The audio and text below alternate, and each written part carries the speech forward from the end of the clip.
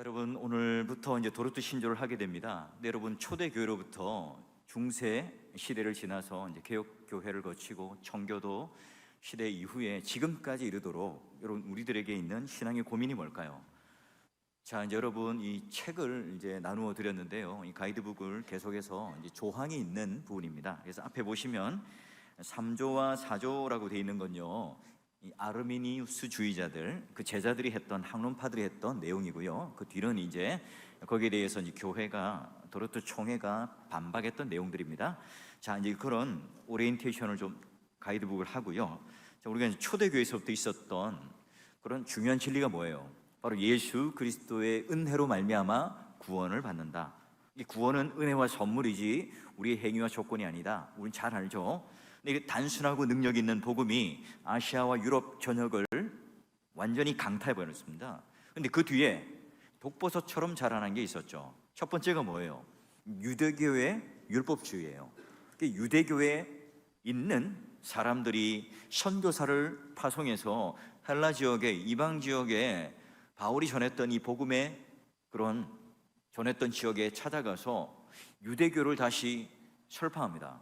그래서 그래, 예수 그리스도의 은혜로 구원을 받는다, 여기까지 인정하는데 플러스 율법 또는 할례를 받아야 구원의 완성이 되는 거야. 기독교는 역사가 고작 20년, 10년밖에 되지 않지만 우리 유대교는 수천 년의 역사를 가지고 있어. 그렇게 유대교 거짓 가르침의 교사들이 찾아와서 이 기독교 신자들을 흔들어 놓는 거예요.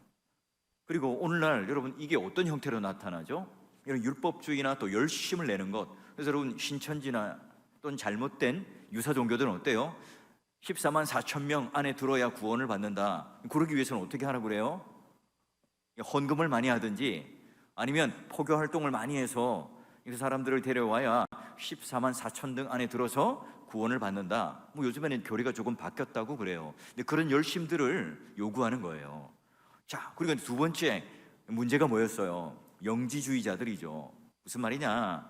특별한 지식과 깨달음을 가진 것 통해 구원을 얻는다는 거예요. 그러니 육으로 오신 예수님을 인정하겠어요? 우리와 똑같은 육을 가졌다고? 그런 분이 하나님이시라고? 그런 분이 우리와 구원과 연관된다고? 아니야. 그래서 기독교라고 하는 것에서 예수 그리스도의 인성을 부인해요. 그러니까 하나의 기독교는 철학이 되어버리고 하나의 사상이 되어버려요. 여러분, 이 오늘날 기독교 안에 어떤 식으로 나타날까요? 기독교가 인문주의로 가버린다든지 철학적으로 가버린다든지 이런 게 오해되는, 강조되는 게 바로 오늘날 문제겠죠. 자, 그러면 이제 세속주의가 또 있을 거예요. 세 번째는 중세시대 때 중요한 직분, 직제 이런 것들이 흔들리게 되었잖아요. 그러다 보니까 교리 자체가 다 흔들려요. 왜냐하면 이 유아 세례라든지 또는 세례를 주는 것 자체가 교회에 뭐와 관련되어 있습니까? 세금과 관련되어 있는 거예요. 오늘날 우리는 동사무소에 가서 출생신고를 하잖아요. 예전에는 어디 가서요?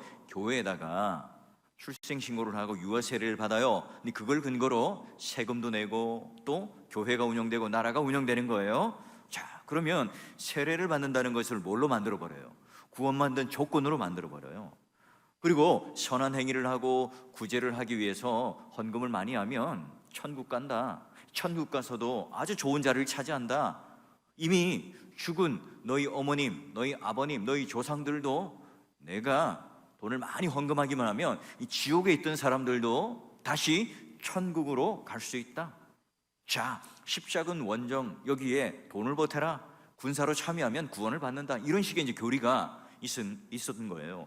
오늘날 우리가 세속적인 게 어떤 식으로 찾아오죠? 교회 안에 그런 어떤 잘못된 종교적인 활동과 이 세속적인 것들이 마치 우리의 복인 것처럼 또는 교회의 가르침인 것처럼 옷을 갈아입고 와요. 자, 그리고 또 하나는 뭐죠? 불건전 신비주의예요. 초대교회에 하나님의 능력이 많이 나타났죠. 성령의 능력이 많이 나타났어요. 근데 그런 어떤 성령의 가장 중요한 것은 하나님 나라가 어떤 나라인가 깨닫는 게 중요한데, 또 사도들을 통해서 병남 또는 귀신 떠남, 여러 가지 기적과 이적들, 죽은 사람이 살아나는 그런 기적들까지도 맛보게 됩니다. 그러니까 마술사였던 시몬이, 야, 베드로, 바울과 같은 능력, 나도 갖고 싶은데 내가 돈을 많이 줄 테니 그 능력을 나한테 좀 파시오. 그렇게 얘기를 해요.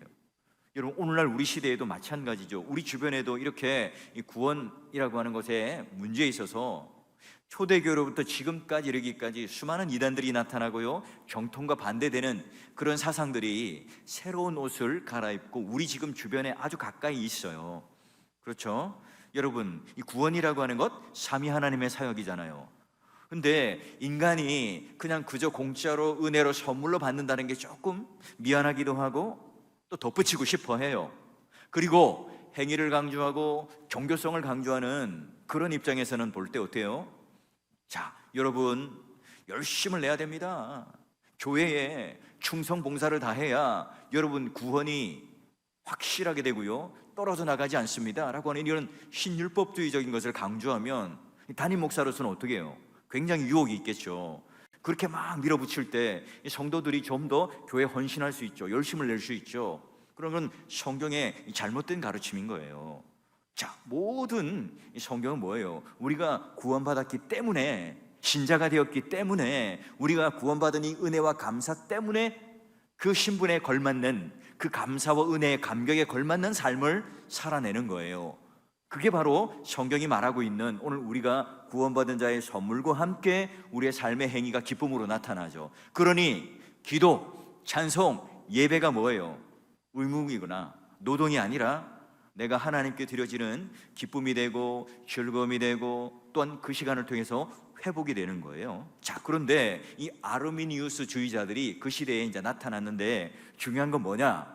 이런 객관적인 성경의 계시를 받아들이고 우리 믿음의 선배들, 종교개혁의 믿음의 선배들이 성경을 정리하고 또한 신조로서 정리해놨던 것을 연구하는 게 아니라 이 자신들의 경험, 자신들의 생각, 이 사상을 가지고 자꾸 이제 사유하기 시작하는 거예요. 그들이 어떻게 주장했는가?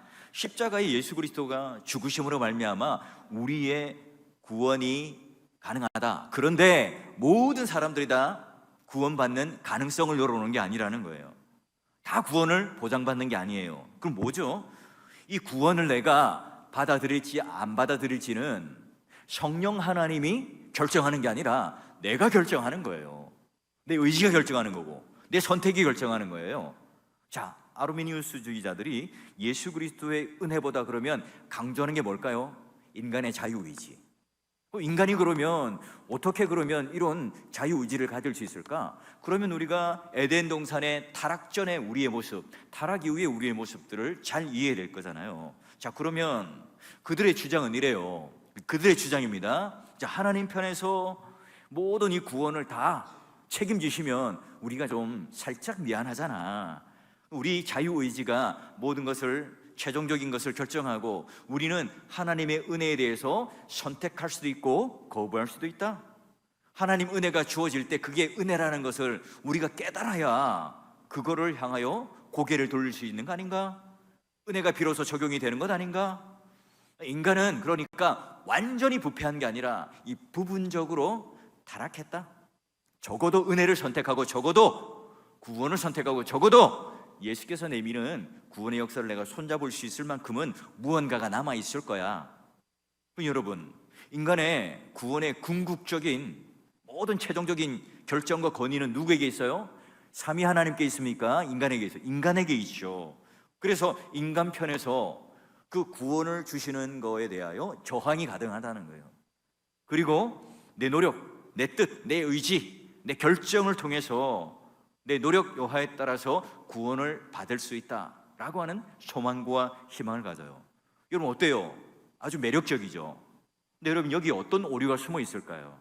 1600년대에 아르미니우스주의자들이 이런 반박, 이런 항의를 이 유럽 교회가 아주 이제 몸살을 알아요. 그래서 이제 도르트라고 하는 도시에 모여서 신앙의 진리를 방어하고 그들은 이제 경험적이고 머리로만 했던, 생각했던, 사유했던 것을 성경을 딱 펼쳐놓고 자, 이게 어떻게 정말 진리를 가르치는가? 이걸 연구하고 문서로 만든 게 도르트 신조예요.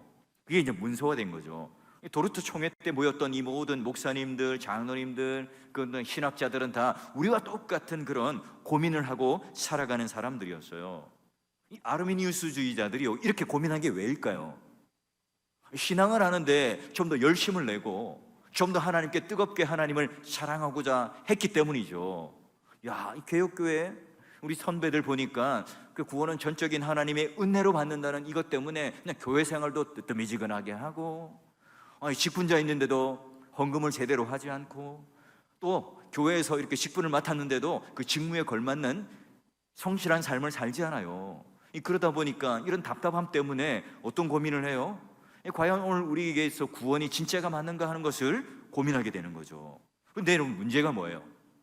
구원이라는 것, 성경이 말하고 있는 것, 여기에 있어서 우리의 경험과 우리가 가지고 있는 생각을 가지고 선택할 것이냐, 아니면 성경이 정확하게 계시로 우리에게 어떻게 말하고 있는가, 여러분 어떤 걸 선택해야 됩니까? 당연히 여러분 후자죠.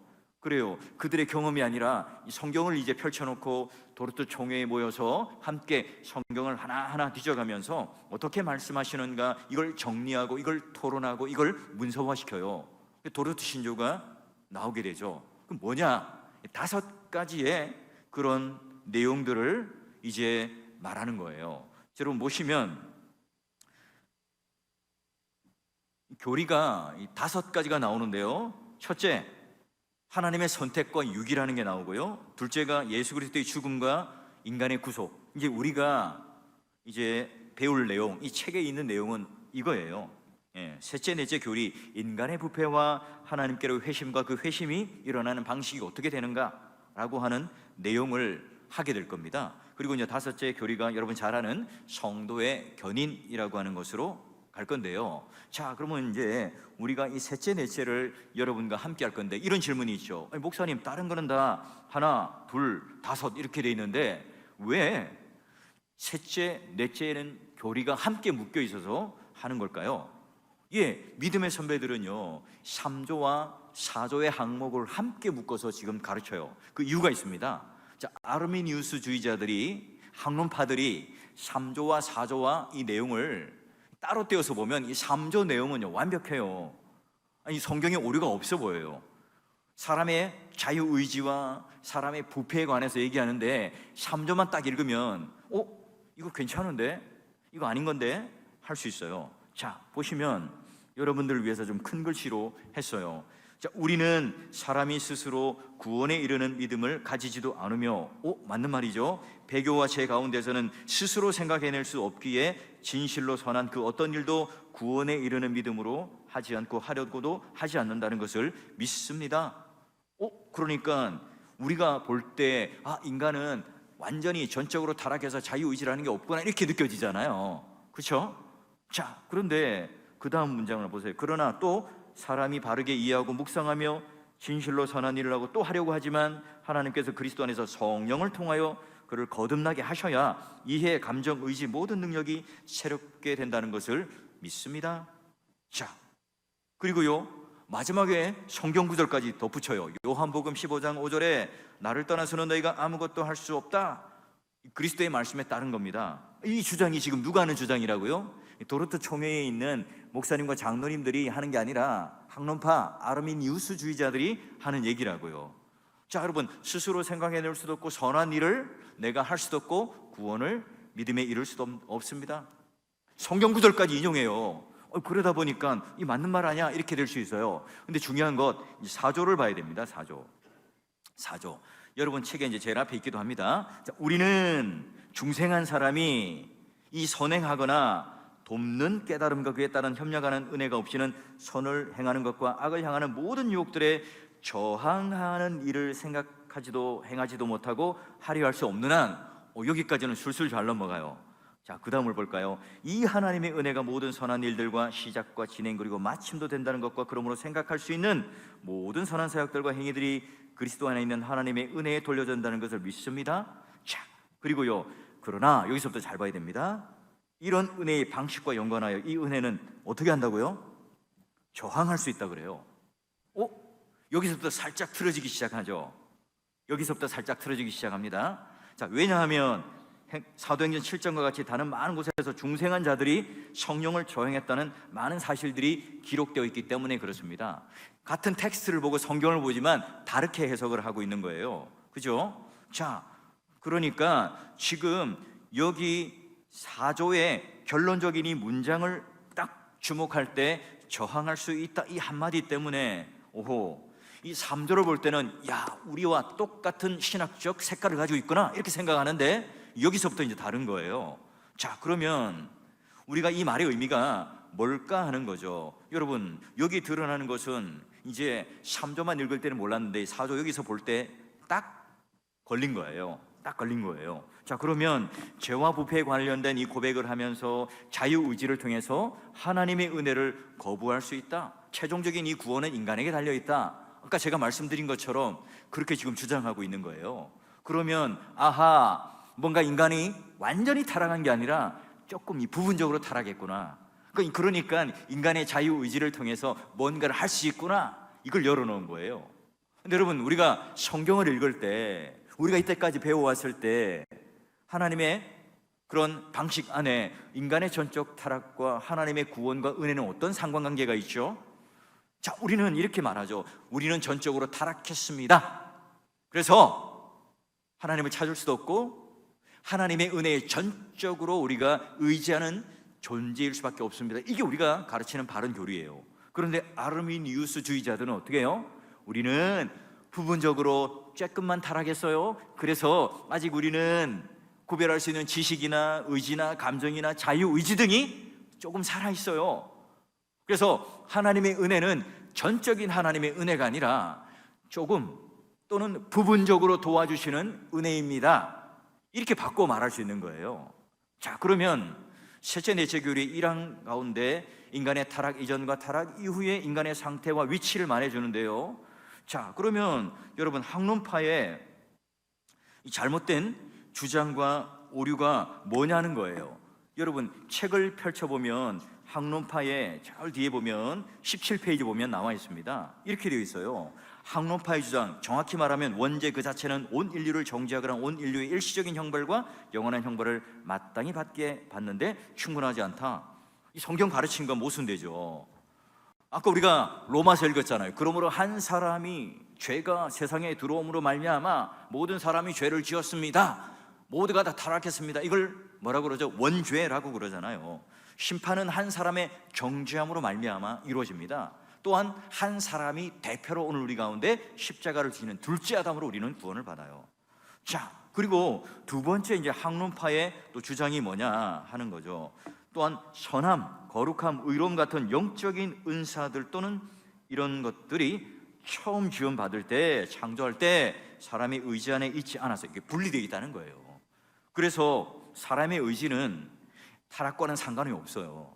살아있는 거예요. 죽지 않은 거예요. 그러니까 이 학론파의 주장들이 가능하죠. 그런데 여러분, 에베소서 4장 또는 에베소서 2장에 보면 사람이 뭐예요? 허물과 죄로 죽었던이에요. 시체였단 말이죠. 그 사람이 그런 의지나 지식이나 이런 것들이 아예 살아있던 게 아니었어요. 근데 아르미니우스주의자들이 지금 이렇게 주장하는 이유가 뭘까요? 사람은 이 타락한 게 전적으로 타락한 게 아니라 조금 깨어지고 조금 스크래치가 나고 조금 부분적으로 타락했다, 이걸 지금 강조하고 싶은 거예요. 자, 개혁주의자들은, 개혁교회 사람들은 하나님의 형상, 하나님의 모양이 똑같은 동의어를 쓰죠. 하나님 형상대로 지음받았고 하나님 모양대로 지음받았어요.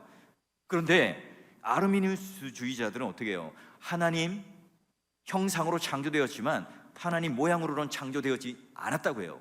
뭐가 다른 거예요? 하나님 형상이라고 하는 것과 모양이라고 하는 게 달라요. 그래서 거룩함, 완전함, 의로움, 이건 사람이 처음부터 가지고 있던 게 아니라 그 하나님의 형상을 받았기 때문에 우리가 열심히 노력하면 그 모양으로 변한다, 이런 거예요.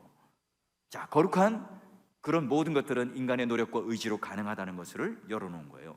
그래서 여러분, 이 아담은요 어떤 존재예요?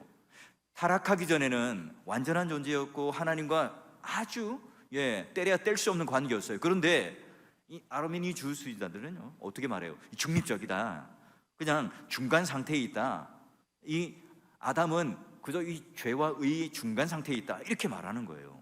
근데 이게 아주 위험한 생각이에요. 자, 그들은 어떻게 가르쳤는가? 인간이 전적으로 타락하지 않았다. 이성과 의지는 여전히 남아있다. 타락으로 우리의 총명, 우리의 지식, 우리의 생각, 우리의 마음은 조금은 부패했지만, 기능을 잃었지만 우리가 고칠 수 있다. 우리가 선을 행할 능력이 있다, 이러는 거예요. 이걸요 좀 그림으로 좀 쉽게 설명해 볼게요. 지성, 마음, 의지, 이런 것들이 다 뭐예요? 우리가 순종을 하면 생명으로 바뀌고 불순종하면 사망으로 바뀌어버려요. 우리 마음도 선하려고 하는 마음이 있으면 할 수 있고요, 그렇지 않으면 욕망을 가지고 타락해버려요. 그 의지 자체도 우리가 중립적이기 때문에 우리가 스스로 충분히 자유롭게 뭘 할 수 있다고 생각하는 거예요. 자, 이게 지금 그들이 가졌던 그런 잘못된 그런 하나의 이야기죠. 그럼 여러분, 이게 어떻게 이렇게 가능할까요? 자기들의 생각, 철학, 이걸 가지고 주장하기 때문에 그래요. 그래서 여러분, 아르미니우스 주의자들이 생각했던 것처럼 지성이라고 하는 것, 에덴 동산에서부터 사람은 자신은 선할 행할 그 능력을 가지고 있었다. 근데 죄를 범하고 난 뒤에 우리들은 뭐예요? 그게 이제 완전히 깨어져 버렸고 타락했다 했는데, 그 아르미니우스 주의자들은 아니라는 거예요. 조금 지식이 남아있기 때문에 하나님 말귀를 알아듣고, 또한 하나님께서 오늘 우리들에게 구원을 베풀자 하는 거, 이걸 우리가 할 수 있다는 거죠. 여러분, 그래서 원래 이 지식이 온전하게 구비되었는데 죄 때문에 눈이 잠시 멀어지게 되고 왜곡되어졌는데, 이걸 바로잡을 수 있다는 거예요. 정서와 마음도 마찬가지예요. 죄를 향한 성향이 있긴 하지만, 그러나 우리가 좋아하는 것, 욕구를 자제하는 것, 욕망, 이런 것, 사람에게 잘못하는 건 조금 있지만 이걸 이겨낼 수 있는 가능성이 있다는 거고요. 또 의지도 아까 말한 것처럼 중립적이라는 거예요. 두 가지 길을 택할 수 있다는 거죠. 근데 여러분, 우리 성경은 뭐라고 말해요? 골로새서도 마찬가지고, 또 많은 성경에 있어서 우리가 예수 그리스도로 말미암아 새로운 피조물이 되고 새로운 사람으로 입는다 그러잖아요. 그 말의 의미는 뭐예요? 우리의 지식, 정서, 마음, 의지, 모든 것들도 다 완전히 죽었고 타락했는데 새롭게 변하는 거예요. 그렇죠? 우리가 지식이 죽었는데 어떻게 뭔가 판단할 수 있겠어요? 눈이 멀었는데 어떻게 볼 수가 있겠어요? 여러분, 골로새서 3장 10절의 말씀은 새 사람을 입었으니 이는 자기를 창조하신 이 형상을 따라 지식에까지 새롭게 하심을 입었다. 바로 하나님께서 창조하신 사람은 이와 같은 존재죠. 아담이 한번 생각해 보세요. 범죄하려고 하는 욕망을 가지고 있었다, 중립적이다. 그러면 하나님께서 찾아오셔서 그와 만나고 하나님의 음성을 듣고 교제를 하잖아요. 어떻게 가능하죠?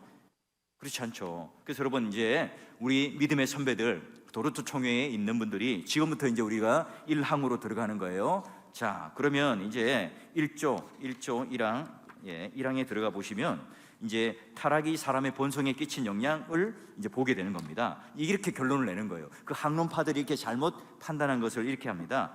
자, 여러분 한번 또 졸릴 수 있으니까요, 한번 같이 한번 읽어봅시다. 시작. 사람은 본래 하나님의 형상을 따라 지음받았다. 하나님께서는 사람을 창조하신 하나님의 영적인 일들에 대한 참되고 유익한 주식으로 채워주시고, 사람의 의지와 마음은 의롭게, 정서는 순결하게 지으셨다. 사람은 모든 면에 거룩했다.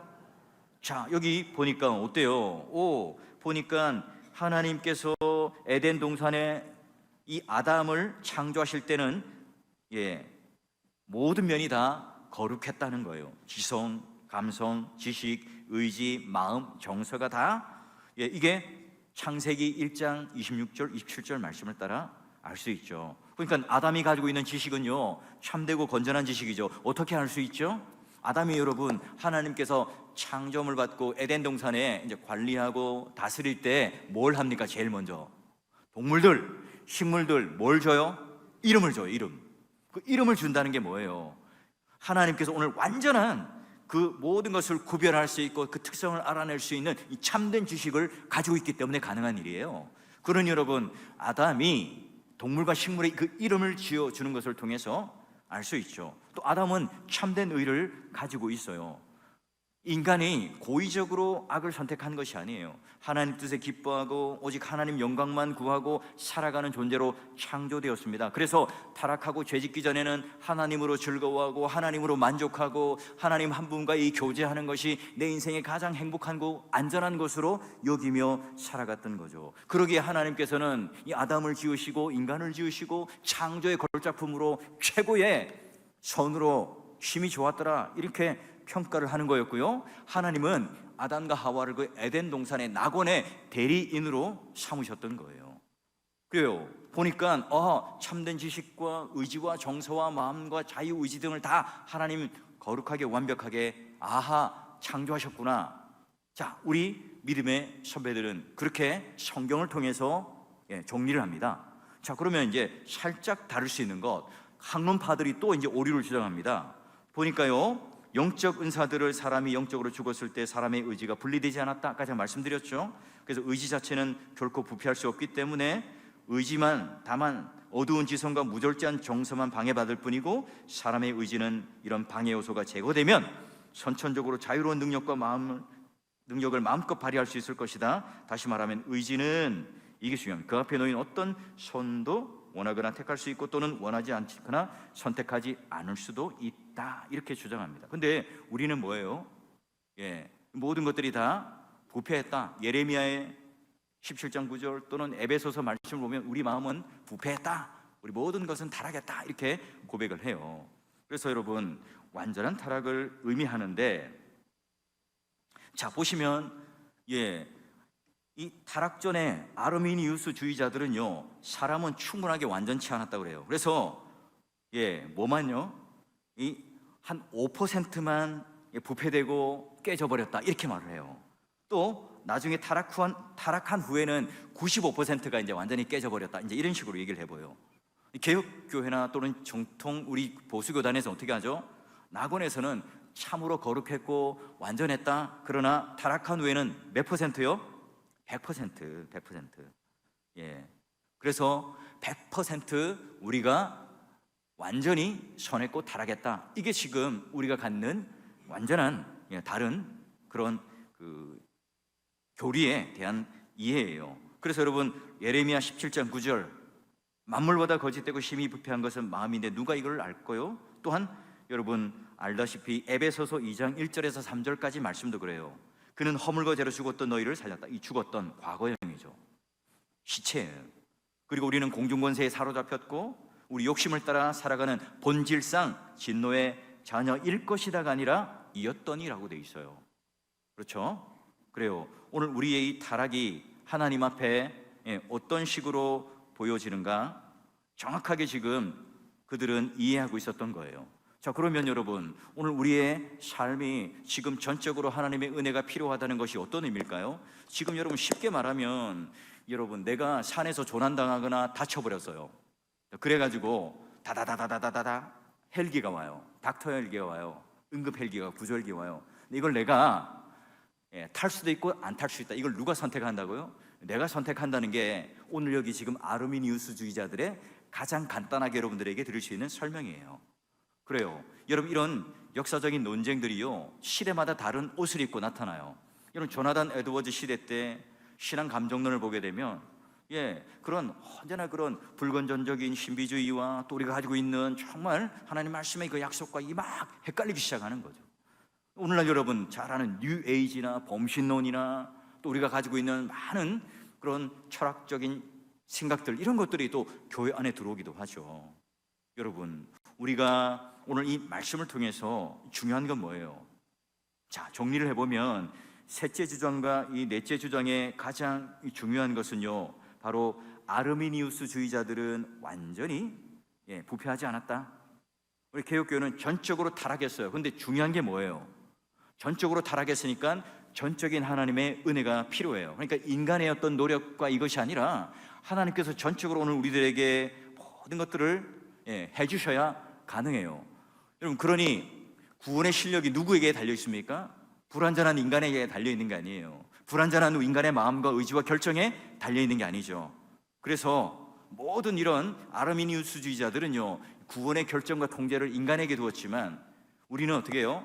하나님의 계시의 말씀에 따라 모든 구원의 결정은 성령 하나님께서 인을 쳐주시고 삼위 하나님께서 그 구원에 대한 결정을 해주시는 거예요. 그래서 우리는 오늘 여기 1항을 읽으면서 이렇게 고백할 수밖에 없죠. 저는 눈먼 자예요. 저는 시체입니다. 저에게 자비와 은혜를 베풀어 주셔서 하나님에 대한 놀라운 계시의 말씀을 눈을 열어 깨닫게 해 주셨으니 이제 제가 주님을 믿게 되었고 주님의 손에 붙잡힌 바 되었습니다. 이런 구원의 은혜에 감사합니다. 이런 고백을 할 수밖에 없죠. 그런 여러분, 우리가 이런 학론파들이 가졌던 이런 내용들을 보게 되면 결국은 뭐예요?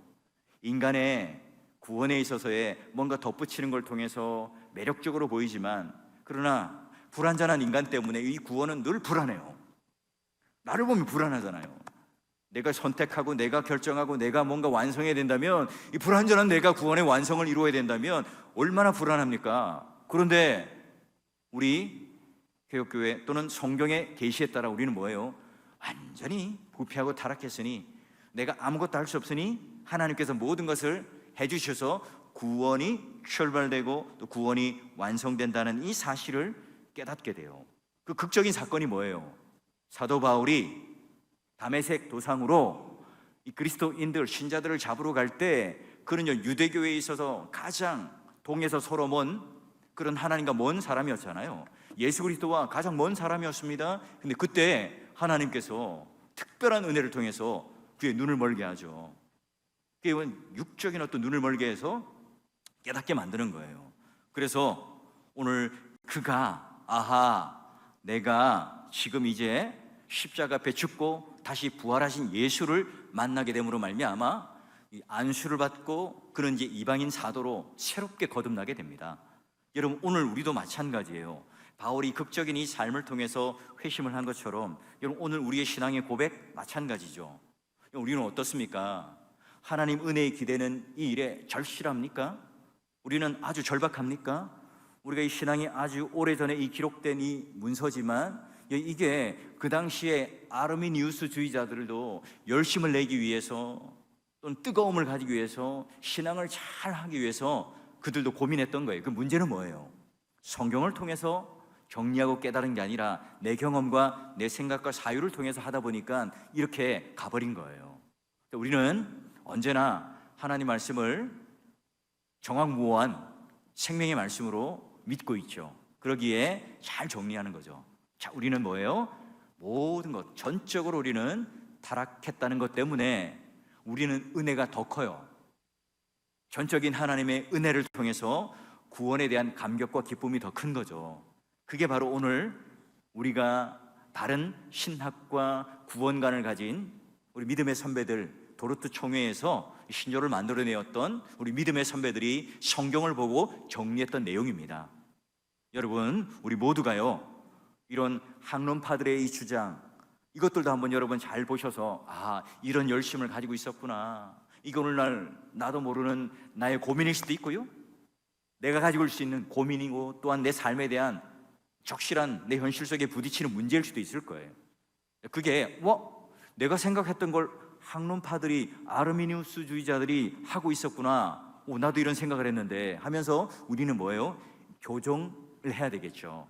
그래서 우리가 도르트 신조를 통해서 이제 1항부터 우리 마지막 17, 16항까지 잘 정리해가지고요, 얼마나 오늘 우리의 상태를 잘 깨달으면 또 얼마나 하나님의 은혜를 간구할 수 있는지, 그 은혜를 누리며 살아갈 때에 마치 다윗이 이 밧세바를 범하고 눈물로 침상을 틔우며 그가 그 안에 모든 것들을 다 내려놓고 하나님 앞에 붙들리고 매달림으로 말미암아 하나님께서 또 구원의 놀라운 은혜를 베풀어 주신 것처럼, 그래서 내 인생의 성공은 주의 영이 떠나지 않는 것임을 고백했던 것처럼 우리 모두도요, 우리 도르트 신조를 잘 우리가 깨닫고 배워서요, 우리 신앙이 더욱더 견고하게 될 뿐만 아니라 우리 식어졌던 우리의 신앙, 우리의 모든 믿음들이 다시 한번 하나님 앞에 잘 정리되어지고 또 하나님 앞에 드려지는 그런 신앙이 되셔서 한 주 한 주 또 그 조항들을 잘 한번 읽어보시고 또 그것이 오늘 우리의 신앙의 고백이 되어서